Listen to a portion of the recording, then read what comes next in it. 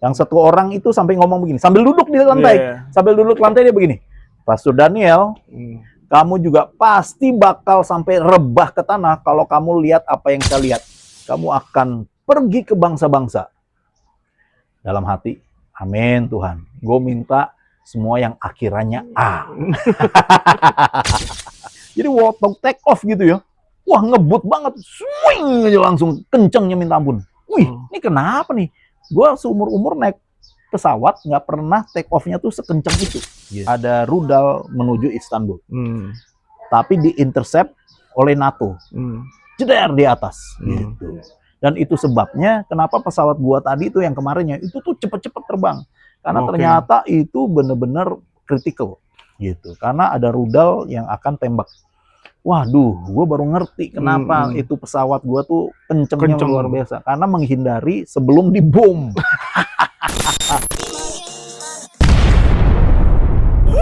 Wadidaw. Wadidaw. Wadidaw. Wadidaw. Wadidaw.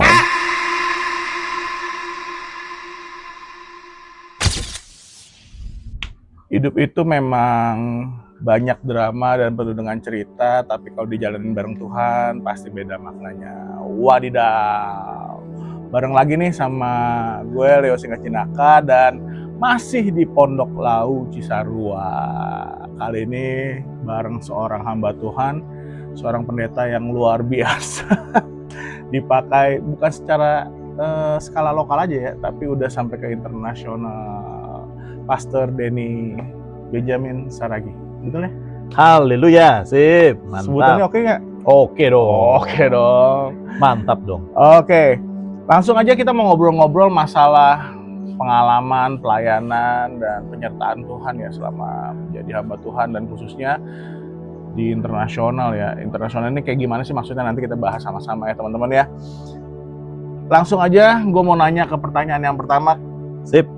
Kapan pertama kali lu sadar ya kalau panggilan hidup lu yang sekarang ini bukan cuma lokal gitu, tapi udah sampai udah sampai global lah ya. Oke, sip. Halo semuanya, wadidaw. Ya kan? Ini pertanyaan yang kalau gua bilang susah dijawab, ini panggilan atau memang gaya hidup. Oke. Jadi paling susah tuh, misalkan kalau ditanya kapan pendeta lokal, kapan pendeta internasional, atau apa namanya transisinya di mana, itu agak susah karena memang latar belakang keluarga kita itu sangat menentukan nih. Jadi seperti semuanya pasti banyak yang sudah tahu, papi saya kan pendeta Karel, dan punya anak 4, Alfa, Betty, Charles, saya, gitu kan. Nah gue kan, jadi ternyata dari papi kita ini, dia memang sudah punya kehidupan yang bau-baunya pengennya selalu ke luar negeri. Contohnya waktu papi saya itu lagi kuliah di UGM, dia menyambung hidup kan. Nyambung hidupnya bagaimana? Karena kan merantau nih dari Medan ke Jogja. Sebagai perantau kan duit terbatas. Yang dia lakukan begini, dia ambil textbook yang biasanya bahasa Inggris, dia terjemahin dulu ke bahasa Indonesia. Jadi mahasiswa-mahasiswa yang lain kan waktu ini bicara tahun berapa ya mungkin ya? Bicara tahun 50-an kali ya. Belum ada AI, belum ada Google Translate ya. Belum ada gitu. Nah kebetulan materi-materinya kan biasanya dari luar negeri, dari bahasa Inggris. Nah dia cari duitnya gimana? Dia terjemahin tuh semua materi. Baru setelah itu kuliah mau berjalan, dia buka lapak. Sebelum mahasiswa lain masuk ke kuliah, masuk ruang kuliah, dia buka lapak. Ini apa? Ini terjemahannya. Gitu. Buku-buku kalau ya? mau 500 perak nih, berapa kayak gitu kan. Nah, jadi dari papi kita sendiri itu memang udah ada bau-baunya begitulah, bahwa udah otodidak banget mau terjemahin buku secara otodidak. Dan waktu di STT STT Semarang, STT Baptis Semarang juga sama. Modelnya begitu. Kan textbook buku-buku doktrinal itu kan semuanya Amerika. Apalagi Baptis kan pasti doktrinnya buku-buku dari Amerika semua. Dia lakukan yang sama gitu. Nah, dari situ memang dari papi ada visi ke luar negeri gitu. Jadi dia juga pernah pelayanan ke Amerika, pelayanan ke Eropa gitu ya. Dan ternyata itu nemplok ke anak-anaknya. Gitu. Mungkin yang kurang banyak traveling Alfa. Tapi kalau Betty Saragi, kalau ada yang teman-teman Betty kan juga tahu nih. Hari ini aja kalau nggak salah di India, kemarinnya di Amerika Latin, kemarinnya di mana.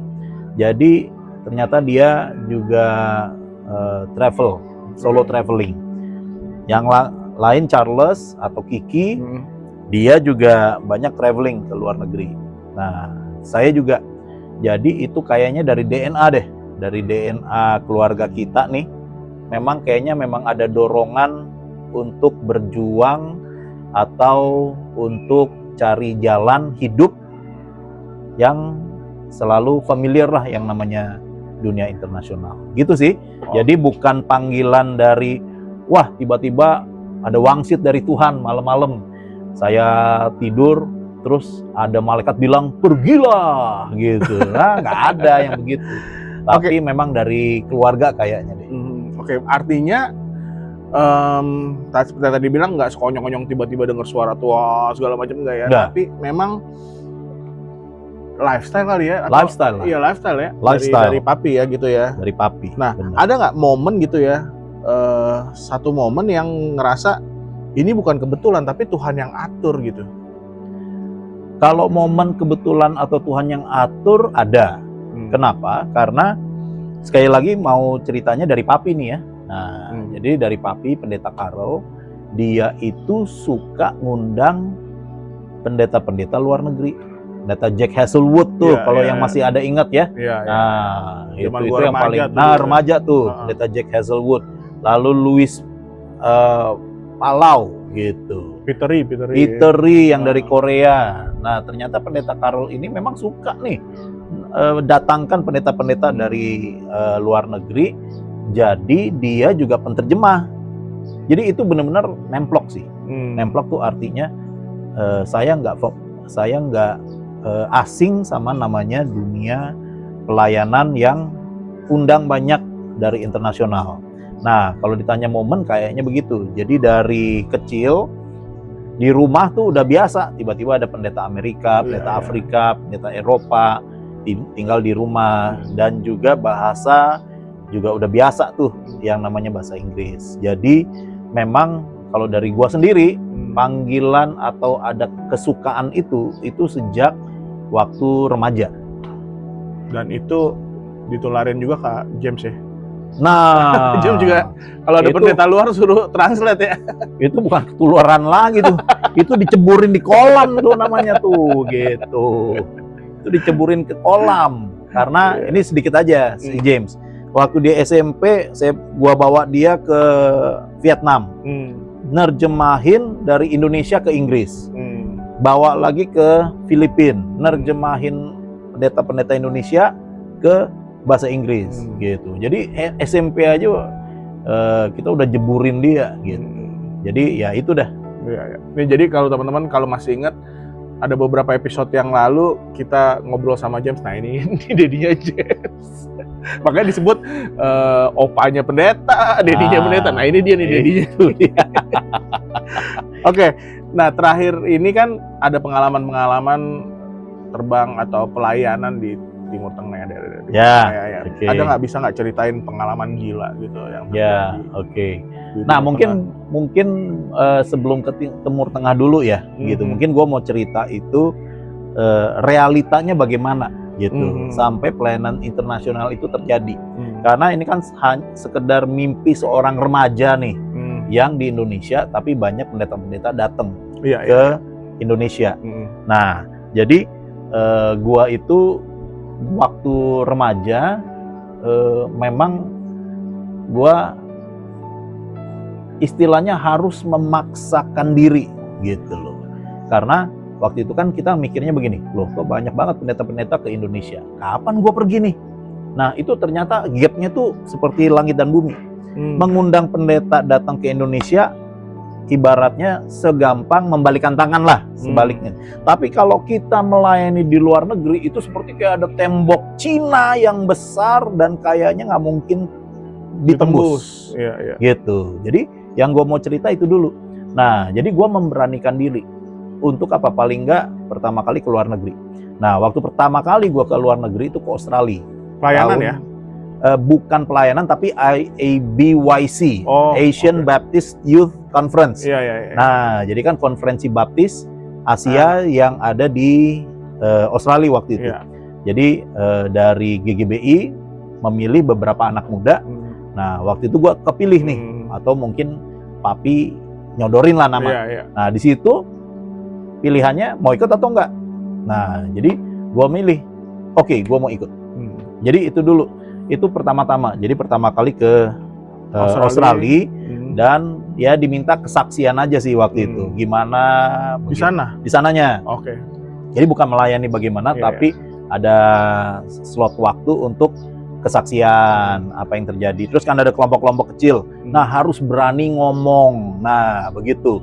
Jadi ini gue mau share bagi pasti ada juga yang nonton punya panggilan nih. Gue mau dong atau tertarik nih gitu. Nah, gue kasih kunci-kuncinya. Kuncinya adalah diawali dengan berani ngomong di luar negeri gitu. Karena banyak sekali orang Indonesia ke luar negeri udah 10 tahun, 20 tahun tinggal di Amerika. Ngomong bahasa Inggris aja kagak berani gitu. Walaupun berepotan nih harus memberanikan diri ya. Nah, itu dia. Jadi harus benar-benar ngomong aja gitu. Nah, itu yang gue lakukan waktu di Australia. Pertama kali ke, kan bule-bule semua nih, putih-putih semua. Buset, gue ngomong apa? Umur berapa? Umur masih remaja? 20 lah. Pemuda dong ya udah ya waktu itu. Pemuda, waktu itu udah pemuda. Umur 20. Dan ngomong di antara bule-bule. Bule-bule. Nah, itu bener-bener iya keringet dingin. Padahal cuma ngomong biasa aja, kesaksian gimana, kesaksian di Indonesia gitu doang. Tapi itu bener-bener titiknya tuh. Jadi pesan gue adalah berani aja, dan ternyata orang bule itu sangat menghargai usaha orang lain yang mau belajar bahasanya. Jadi kalau kita di sini kan, wah lu mah belagu lu, makan singkong aja ngomong bahasa Inggris, alah. Lo. Padahal gitu. di sana dihargai. Padahal di sana sangat dihargai dan nggak pernah orang ketawa. Nah itu yang gue justru dapat confident. Gue ternyata diterima loh. Gua ngomong orang mau denger loh gitu. Di Indonesia gua ngomong sedikit orang udah kata lu masih anak ingusan. Nah, padahal di sana walaupun remaja gua ngomong orang dengar. Di situ ketertarikan gua muncul. Dan pertama kali ini mungkin sekali lagi ya, memang jatuh-jatuhnya ke anak. Di Australia gua ke kota yang namanya satu kota yang ada stasiun keretanya. Stasiun keretanya namanya Clayton. Oke. Nah, kata Clayton itulah yang akhirnya jadi nama anak. Saking apa namanya? Saking membekasnya banget perjalanan pertama itu. Sampai-sampai nama Clayton itu gua kasih nama buat anak. Gitu. Nah, jadi awalnya dulu nih berani dulu. Dan memang campuran ya itu yang kedua, panggilan Tuhan. Setelah itu gue beranikan diri ke Singapura. Ke Singapura walaupun konteksnya jalan-jalan, tapi waktu ke gereja gua beranikan diri lagi kontak gereja non Indonesia waktu itu, yaitu Cornerstone namanya, yang sampai saat ini kerja sama gua. Jadi waktu gua kemarin ke Cornerstone pertama kali sebagai remaja, gua datengin aja, gua maunya gereja Singapura yang Inggris, bahasanya bahasa Inggris. Gua nggak mau pergi ke gereja Indonesia. Nah di situ sekali lagi, siapa yang baru pertama kali hadir? Angkat tangan. Waktu angkat tangan, ada yang ngajak ngobrol. Terus, kita punya komsel, datang yuk. Nah, gue beranikan diri lagi. Walaupun di komsel kecil 2-3 orang, hari biasa, gue datang, ada yang mau kesaksian. Gue kesaksian. Jadi, gue melatih diri untuk istilahnya bisa ngomong deh gitu. Berani bicara dan berani di depan. bicara. Dan ternyata bukan cuma berani bicaranya, yaitu ternyata di situ gue juga dapat panggilan, gue punya tempat nih untuk pelayanan di luar negeri, walaupun mulainya sangat sederhana. Gitu. Jadi dari Australia, Singapura, Malaysia, Thailand, Asia sudah jalan, puji Tuhan, gue diundang ke ini setelah jadi pendeta ya. Sekarang dari awalnya dari situ jadi pendeta, gue diminta khotbah juga di Brunei Darussalam. Lalu mulai gue beranikan diri lagi waktu itu, yaitu apa? Waktu sebelum COVID, gue kontak Om John Sudarma tuh yang di New York. John Sudarma, adiknya Deddy Hari, Om Hari Sudarma. Nah, gue kontak, halo Om Hari, yes. Di Amrik ya berarti ya? Di Amrik. Gue lagi bilang, gue lagi berdoa nih, ada undangan-undangan pelayanan di beberapa kota. Nah, kebetulan kalau nggak keberatan, gue juga mau visit gereja itu. Nah, jadi dari awal yaitu hanya sekedar datang ke gereja bule gitu ya, lalu ngobrol-ngobrol sampai akhirnya level berikutnya gue memberanikan diri datang sebagai pembicara gitu. Di Amrik ya? Ya, di Amrik itu 2016 atau 17 deh. Nah, jadi di situ cukup fenomenal karena gue dalam 1 bulan dari San Francisco itu dari barat sampai ke New York. Jadi per 2 hari itu gue jalan terus dan melayaninya di gereja Indonesia, juga kebanyakan di gereja bule. Nah, dari situ gue mulai melihat bahwa ada panggilan yang lebih spesifik, bahwa gue ini dipanggil untuk melayani internasional. Nah, baru dari Amerika ada kesempatan masuk ke Eropa, tetapi ada yang menarik satu nih. Nah, jadi waktu setelah itu ya, gue masih tetap undang pembicara-pembicara dari luar. Nah, terus ada 2 pembicara Singapura waktu itu datang ke Indonesia karena kita undang tuh. Jadi ini menarik dan memang ini kejadian ada supernaturalnya. 2 pendeta ini datang, perempuan dua-duanya. Lalu dia bilang begini, Pastor Daniel, iya, kita mau berdoa buat kamu, boleh nggak? Saya kan penerjemah gitu ya. Terus saya bilang, oh kalau mau berdoa mah saya boleh aja gitu. Jadi kita bertiga berdiri gitu ya, 2 orang ngadepin saya. Waktu mereka mau doa, tiba-tiba lucu gitu. Kan biasanya yang didoain itu yang nangis-nangis, yang histeris, yang gemeter-gemeter, gelepak gitu. Waduh Tuhan gitu kan. Lucunya 2 orang ini ngadepin saya, ngadepin gua, mereka yang gemeter. Dia begini, sampai jatuh ke lantai, terus bener-bener jatuh duduk sampai glosor, dua-duanya. Guanya berdiri. Lah, ini ada apa? Ini ada apa? Gitu. Sampai dua-duanya tuh bener-bener jatuh ke tanah, ngeliatin gua. Waduh, gua nggak enak hati dong.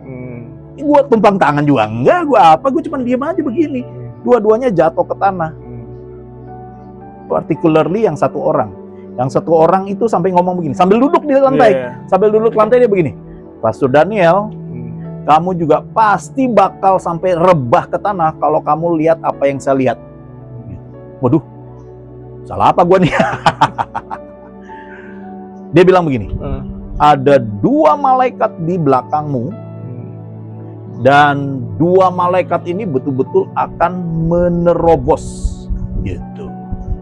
Nah, gue juga diem aja dah gitu. Terus mau apa? Soalnya gue kan orangnya bener-bener logis ya.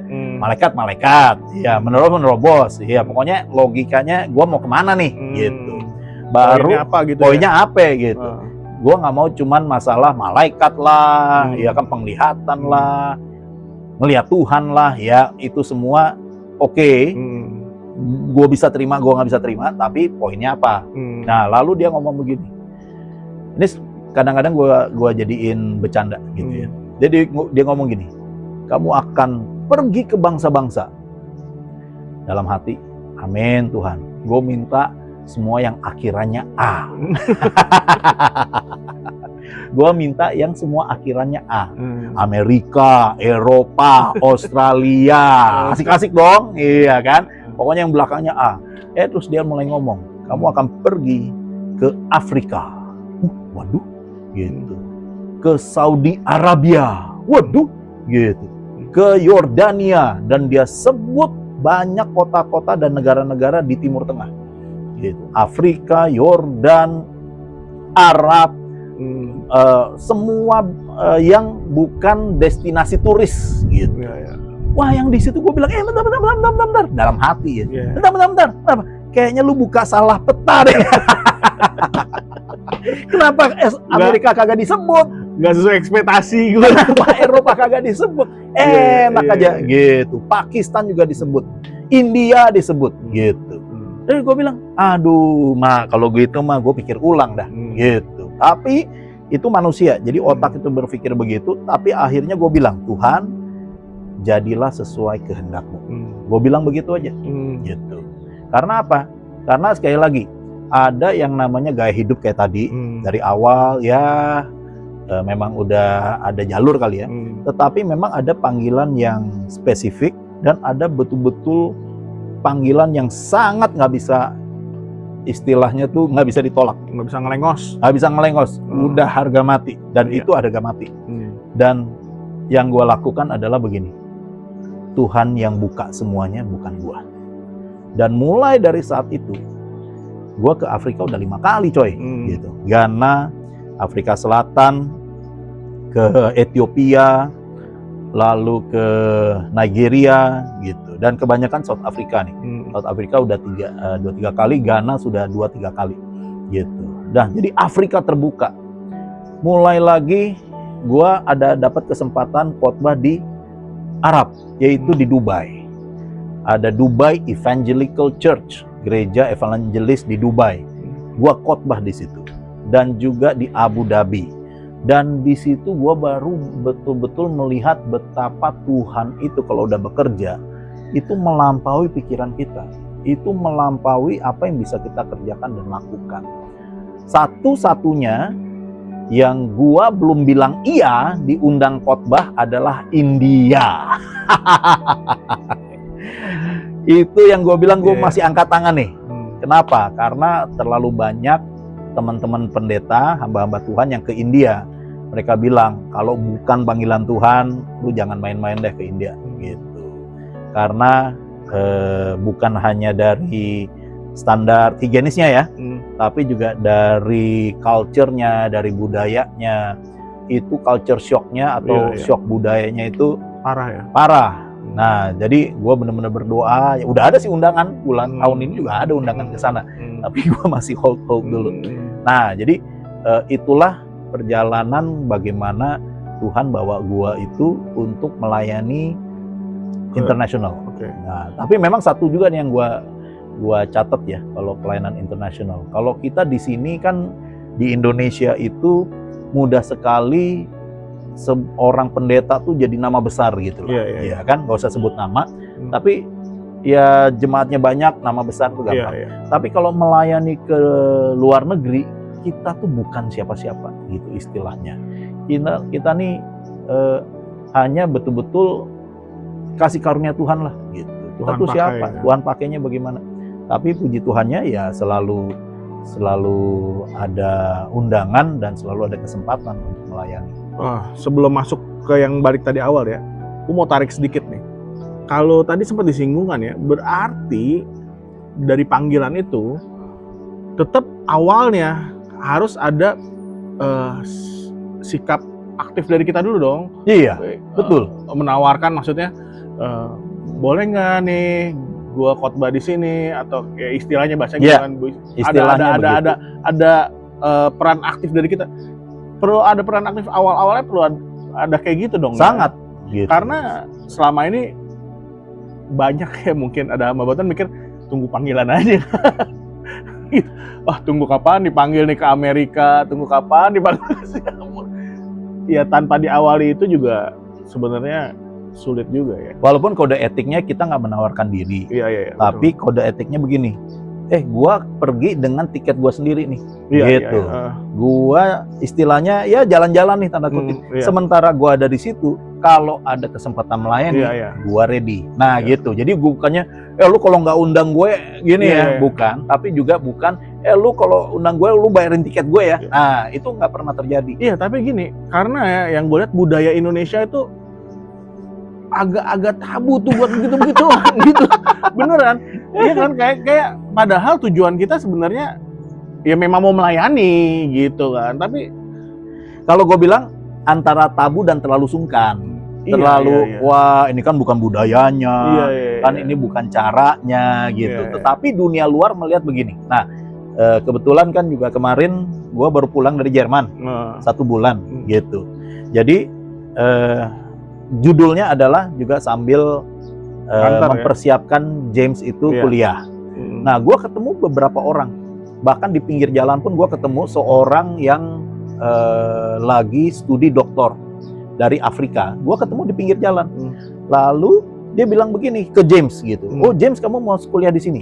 Satu ya James yang dia bilang, kamu harus bicara. Kamu nggak boleh diem. Apapun ide kamu harus berani bicara. Sampaikan. Harus berani sampaikan. Kalau kamu diem adalah bodoh. Orang lain akan menganggap kamu nggak ngerti. Orang lain menganggap kamu bodoh. Orang lain akan menganggap kamu ini introvert. Dan itu semua sama dengan bodoh. Gitu. Berarti yang dia harus tangkap adalah dia harus berani bicara, speak up. Kan beda sama budaya Indo. Budaya Indo tuh wah yang murid pinter adalah semakin berisi semakin merunduk.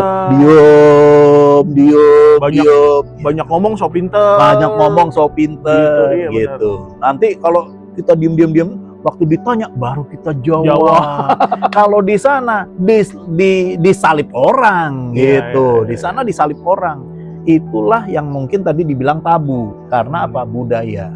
Nah, jadi gue juga awalnya seperti yang gue bilang tadi kan, gue ke Komsel gue berani bicara dari awal gitu. Gue kemana gue berani bicara dulu. Dan bahkan kalau bisa gue bicara di awal. Kenapa?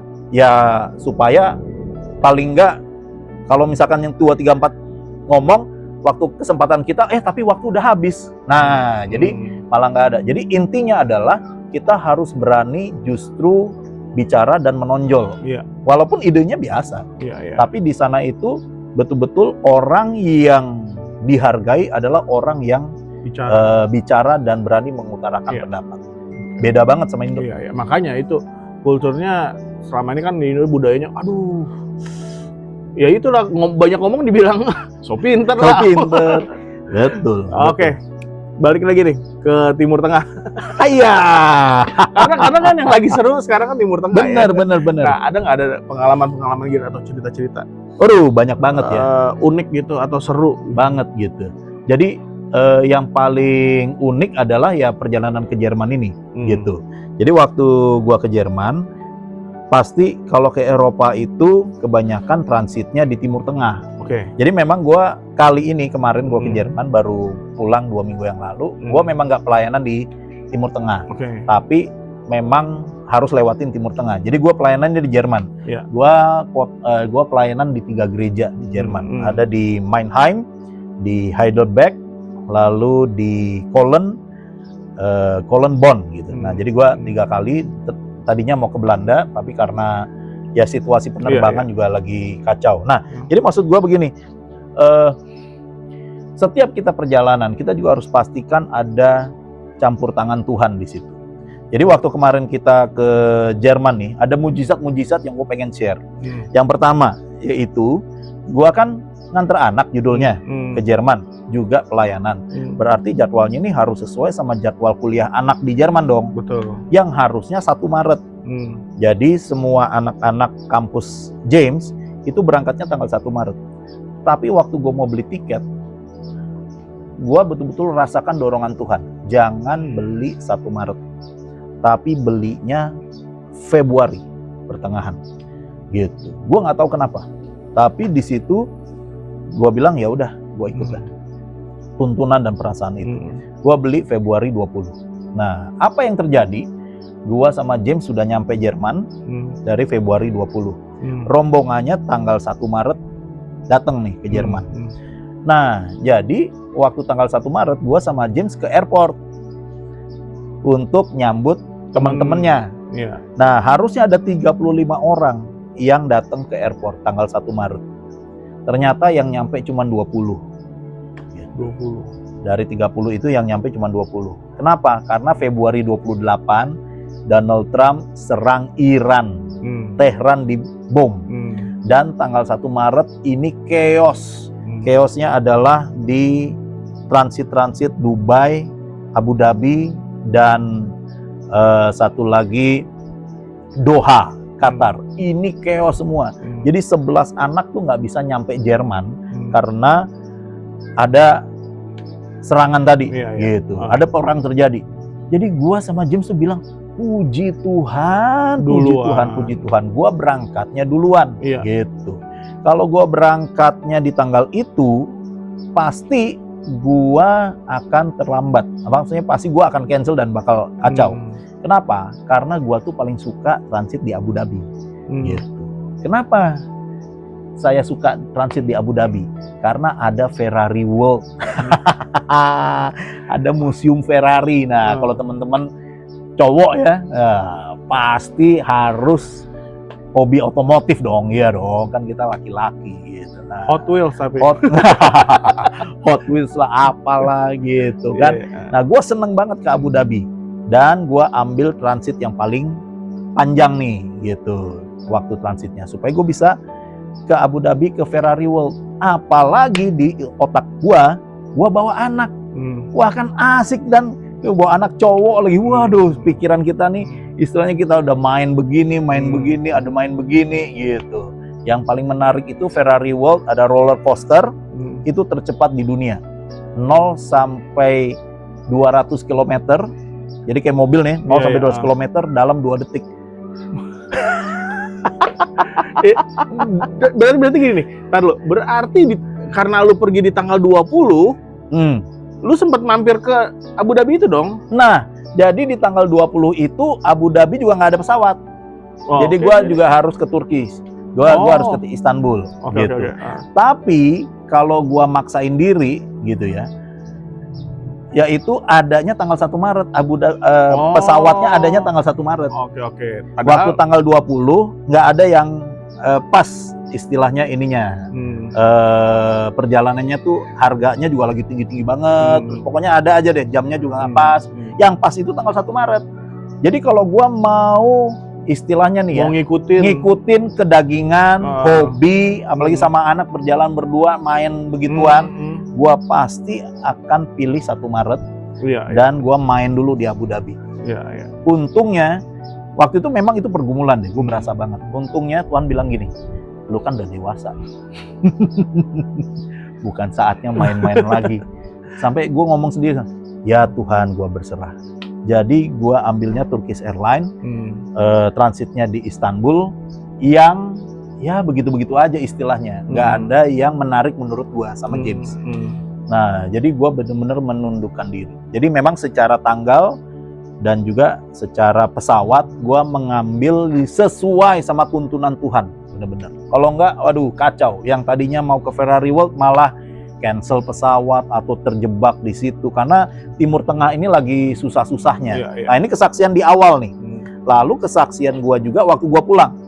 Jadi waktu gue pulang, gue dari Jerman.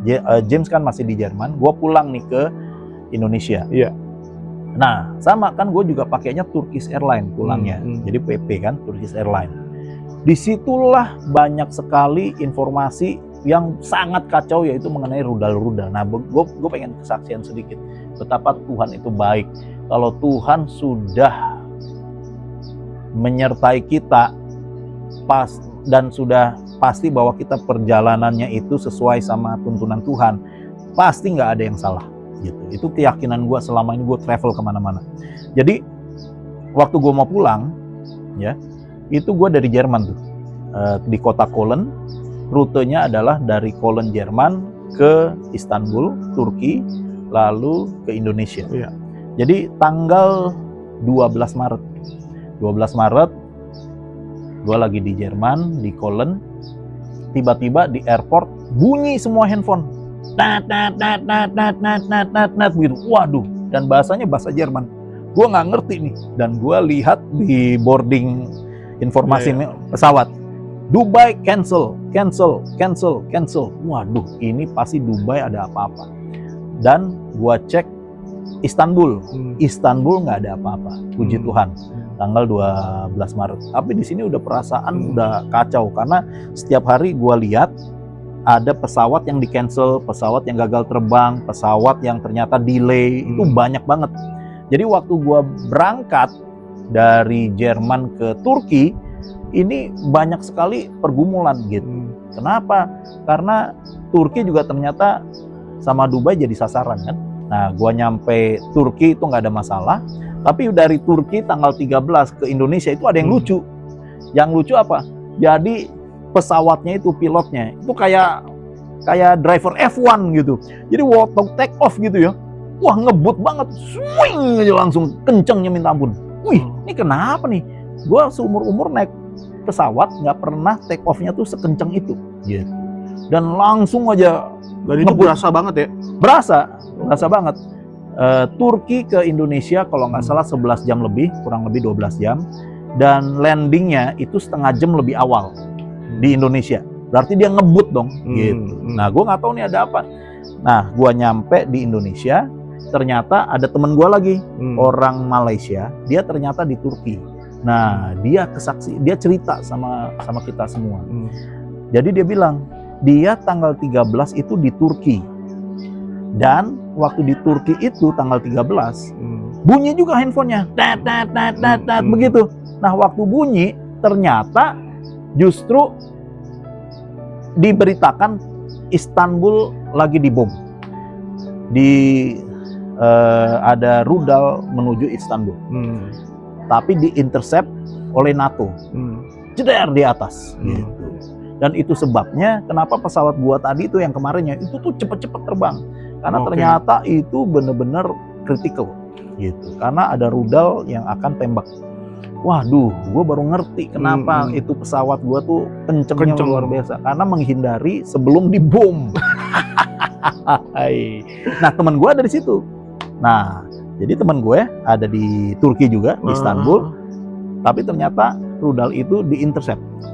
Pecahnya di udara. Nah, karena pecah di udara, teman gue punya pesawat dari Turki, dari Istanbul ke Dubai. Jadi berangkatlah dia tanggal 13 ke Dubai gitu. Sampai ya kurang lebih tanggal 14 gitu ya. Nah, sampai tanggal 15. Tanggal 15 dia mau pulang dari Dubai ke Malaysia. Nah, waktu itu dia ada di airport, bro. Nah, waktu di airport handphone juga bunyi. Padahal dia di Dubai tinggal 5 menit lagi mau boarding naik pesawat. Tinggal 5 menit. Tiba-tiba handphone bunyi dan diperintahkan semua ke bunker airport Dubai.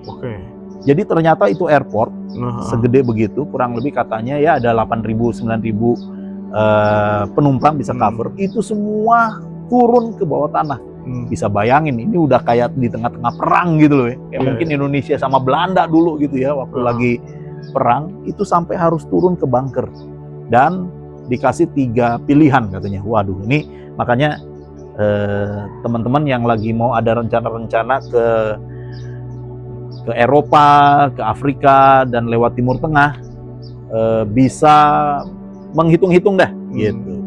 Jadi dia dikasih 3 pilihan. Yang pertama, terbang hari itu juga 1 jam lagi gitu. Tapi resikonya lagi terbang bisa kena rudal nyasar. Bukan tanggung jawab kita gitu. Ya, bukan tanggung jawab. Itu pilihan pertama. Itu kan lagi di bunker nih. Nah, habis itu mereka keluar. Wah, waktu mereka keluar dikasih pilihan 3 sama penerbangannya. Yang satu, ayo 1 jam lagi ada pesawat, tapi resikonya tanggung sendiri. Nah, ya kan maksudnya dia nggak mau tanggung dah. Yang kedua, kalau nggak mau terbang, boleh ambil pesawat berikutnya, tapi 2 minggu lagi. Bayangin, baru ada pesawat pengganti. 2 minggu, itu 15 Maret. Berarti kalau mau sampai sekarang nih, mereka masih di situ tuh, tunggu sampai 1 April. Bayangin. itu nunggu di Dubai 2 minggu. Atau yang ketiga pilihannya lewat jalan darat. Jadi dari Dubai naik bus atau naik taksi ke airport lain yaitu Abu Dhabi, itu sekitar 3 jam perjalanan. Setelah itu urus sendiri tiketnya. Aduh, jadi bener-bener temen gua itu nggak ada pilihan yang enak. Karena nggak ada pilihan yang enak, akhirnya mereka doa sama-sama karena pendeta juga. Ya udah kita pilih yang 1 jam. Jadi 1 jam lagi ada penerbangan dan mereka semua doa dalam nama Yesus, ini keputusan final, kita berangkat. Jadi mereka naik pesawat dari Dubai tanggal 15 sampai ke Kuala Lumpur, puji Tuhan selamat. Dan kalau ada yang pernah ngikutin tanggal 15 Maret atau 16 Maret, airport Dubai hampir kena rudal, tapi rudalnya jatuh di luar gedung airport. Dan itu real betul-betul. Hari-hari ini dunia lagi nggak baik-baik saja, dan peperangan betul-betul ada di depan mata kita. Tetapi saya pengen kasih pesan damai. Pesan damainya adalah firman Tuhan bilang, Mazmur pasalnya yang ke-23, sekalipun aku berjalan dalam lembah kekelaman, aku tidak takut bahaya. Tongkatmu dan gadamu, itulah yang menghibur aku. Jadi, gua tetap percaya, apapun perjalanan, apapun yang kita sedang rencanakan, serahkan sama Tuhan. Tuhan lebih mengerti bagaimana cara menyelamatkan kita daripada kita sendiri. Tapi tentunya pakai hikmat juga. Kalau udah alert-alert gitu, enggak, gua hamba Tuhan, gua mau jalan sendiri, ya juga kena. Gitu. Tapi harus balance antara dua itu. Itu sih perjalanan yang menarik nih belakangan ini ya, baru seminggu lalu. Dan itu betul-betul real dan betul-betul di mata kepala gua sendiri. Gua melihat betapa mencekamnya peperangan itu. Dan penerbangan-penerbangan betul-betul menjadi berantakan karenanya, tetapi sekali lagi pasti ada rencana Tuhan di balik itu semua. Dan ini pasti seumur hidup pengalaman yang nggak bisa dilupakan. Waduh, ada di sejarah loh, ada di situ loh. Iya, betul banget gitu. Ya? Betul banget. Itu nggak terlupakan deh. Iya. Yes. Oke, sebagai pertanyaan penutup nih, ya, kalau saat ini ya, gue ada 2 pertanyaan nih. Yang pertama nih, kalau ada anak muda yang ngerasa ya, beban gue buat bangsa-bangsa ini, buat bangsa-bangsa tapi masih ragu gitu. Yakin ini gimana? Coba. Justru gue bersyukur ada di podcast ini. Yaitu apa? Salah satu kerinduan gue adalah melihat generasi-generasi muda punya mentalitas bukan jago kandang, gitu. Tapi punya mentalitas betul-betul yang berani dan siap untuk di kancah internasional. Saran gue adalah, ini adalah kesempatan yang sangat-sangat terbuka buat generasi muda berkancah di dunia internasional dalam konteks pelayanan. Seperti contohnya ada satu lembaga Alusia. Alusia itu adalah aliansi ataupun lembaga yang mengakomodir generasi muda untuk bisa terkoneksi dengan pelayanan-pelayanan di luar negeri. Karena sekarang peta penginjilan sudah berubah. Dulu Barat yang menginjil ke Asia. Tapi ini saatnya Asia yang Tuhan utus untuk menjadi penginjil-penginjil ke berbagai negara-negara. Juga Eropa, juga ke Amerika. Jadi itulah yang terjadi saat-saat ini. Nah, pesan gua adalah kalau ada generasi muda yang punya panggilan itu, bergabunglah dengan lembaga-lembaga begitu. Karena di situ akan mulai ada koneksi-koneksi. Jadi tahun lalu ada konferensi ini di Bali. Jadi gue kirim juga James ke Bali. Gue juga ikut waktu itu di top leadernya gue ikut. Waktu di anggotanya gue kirim James. Gitu. Nah, jadi di sana dipetakan dan dipetakannya sudah cukup terstruktur. Siapa yang punya panggilan ke Eropa, dibikin grup sendiri. Siapa yang punya panggilan ke Amerika, dikumpulin sendiri. Dan ke Afrika, lalu ke Korea, kemana, itu dikelompokkan masing-masing, lalu dibentuk grupnya masing-masing, dan pemimpinnya adalah orang-orang yang sudah connect dengan dunia sana. Dan ini interdenominasi, tidak lihat merek gereja. Iya. Nah, dari sana mulailah ada grup-grup yang mulai pertama mendoakan dulu. Apa sih kebutuhan orang-orang di sana? Kenapa harus menginjil di sana? Karakter orangnya seperti apa? Bagaimana caranya? Itu semua dibahas. Dan ini kalau gua bilang, ini sangat membantu. Dulu waktu gua remaja, gua harus cari sendiri gitu. Gua harus kayak tadi, gua harus beli tiket sendiri, bodo amat kalau gua gak kenal orang, gua maju sendiri. Tapi sekarang sudah ada grup-grupnya masing-masing. Gua bilang gua lahir terlalu cepat nih. Kalau gua lahir di zaman kayak begini, kayak gua James gitu ya. Waduh, gua udah semangatnya luar biasa. Nah, jadi saran gua adalah tergabunglah dengan aliansi-aliansi begini gitu. Ada cukup banyak. Ada yang dengan biaya sendiri gitu. Jadi dengan cara apa? Misalkan kuliah di luar negeri, dia akan kasih caranya gitu. Tapi biayanya kita tanggung sendiri. Ada yang begitu. Atau ada yang mau menjadi volunteer. Volunteer itu artinya gua mau tapi gua juga butuh sponsor. Nah, jadi aliansi ini akan cariin sponsornya. Sponsornya, donaturnya mana? Nih ada anak muda nih yang mau nih. Nah, tapi kalau yang begitu setelah jadi sponsor, ya anak muda ini harus ikut jadwalnya dia, gitu dong. Nah, lu akan sekolah di sini, kita sekolahin, tapi setelah itu lu harus begini, lu harus menginjil, lu harus gini, ya lu harus ikut dong. Karena kan dikasih donatur. Ada yang begitu, atau ada yang seperti tadi, dana sendiri, tapi minta dikonekin aja. Ada yang begitu. Juga bisa ada yang ketiga, yaitu datang sebagai seorang penginjil, diutus dari sini. Jadi contohnya yang kayak begitu, biasanya ke negara-negara ketiga, Kamboja, Myanmar, yang kalau yang begitu, lu dibelajarin dulu bahasanya di sini, diajarin bahasanya, diajarin budayanya. Setelah itu lu dikirim kurang lebih ya 2 tahun, 3 tahun untuk di pelosok-pelosok, biasanya menjadi tenaga pengajar atau menjadi tenaga pelayan gitu. Jadi disiapin dormitorinya, lu di situ kerja sebagai full timer di situ. Jadi ada begitu banyak opsi-opsi yang mungkin anak-anak muda tadinya nggak kepikiran, tapi di situ akan banyak ide banget. Sehingga kerinduan kalian itu bukan cuma sekedar merindukan bulan, kapan bisa dipanggil, kapan dapat undangan, tapi kita mempersiapkan diri dan pasti ada waktunya kita akan bisa melayani. Ya, jadi buat anak-anak muda, kalau memang ada kerinduan, sebenarnya sekarang udah lebih mudah sekali karena memang ada komunitasnya. Ya, ada komunitasnya memfasilitasi. Dan caranya pun ada banyak macam ya, gitu ya. Dan kalau gue bilang uang bukan halangan. Betul. Jadi ada macam-macam cara. Jadi nggak usah takut kalau mau pelayanan, apalagi di luar negeri. Benar. Dan seperti yang tadi dibilang juga, petanya udah berubah nih, justru yang dari Asia yang banyak sekarang pelayanan ke luar negeri. Oke.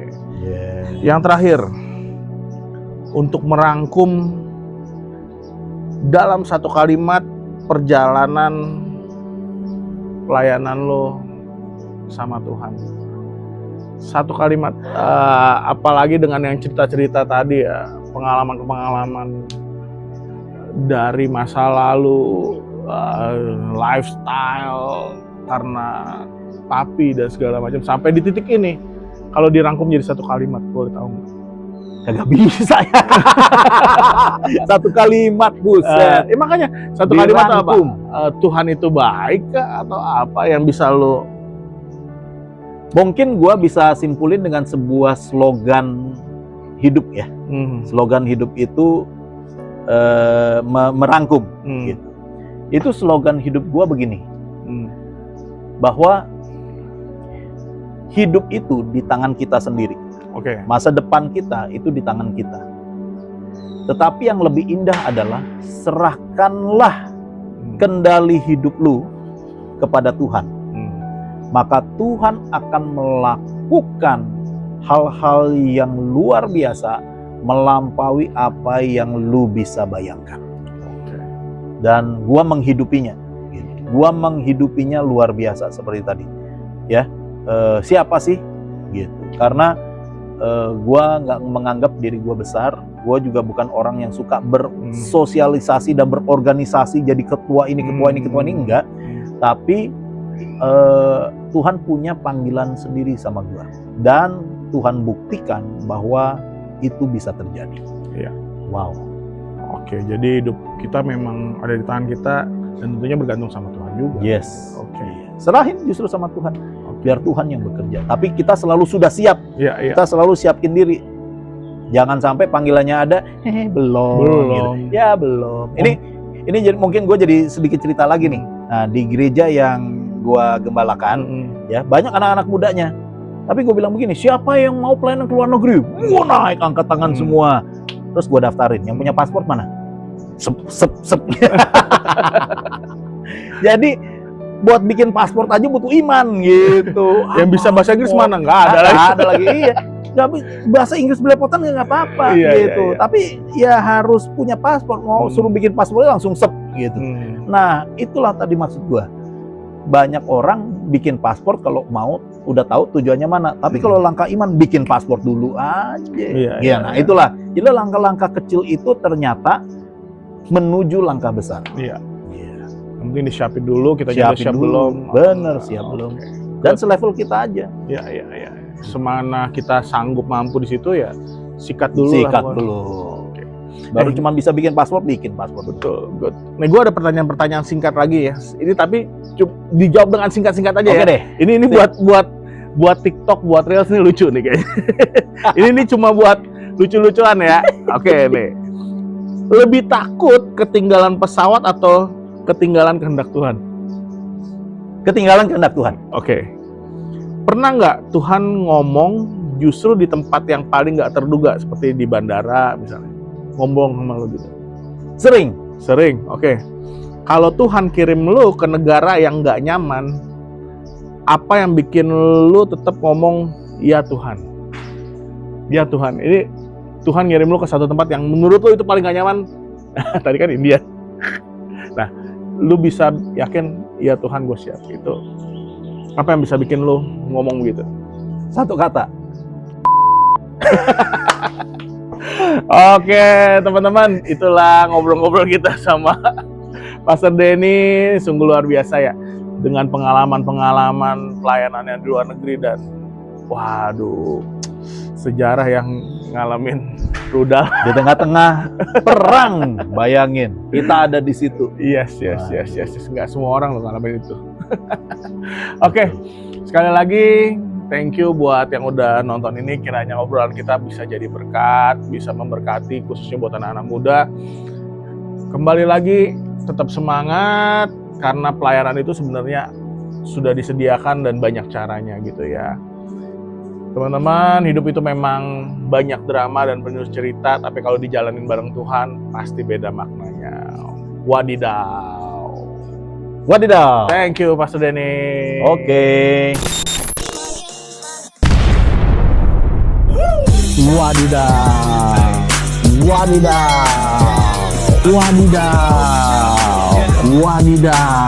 Wadidaw.